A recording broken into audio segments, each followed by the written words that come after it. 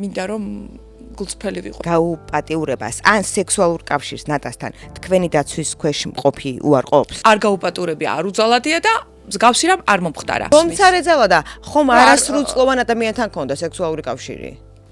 ასაკი დაუდგენელია.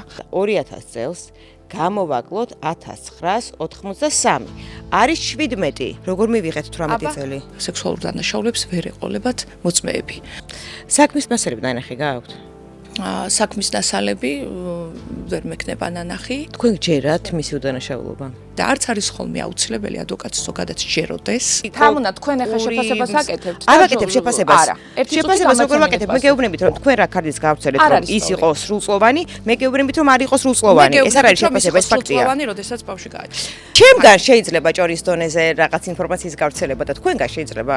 ერთი გვარის ხალხი ვართო და ხედავთ რა აქვს ჭიმშერ ჩადენილიო? პედოფილი არის ძალიან კარგად შეფუთურა ასაკი, იმიტომ არის აღსახელებული რომ იყოს მძიმე. ხო და მაგას აქვს შანსი გაიგე, გამოისყიდოს მისი ცოდვები მასზე.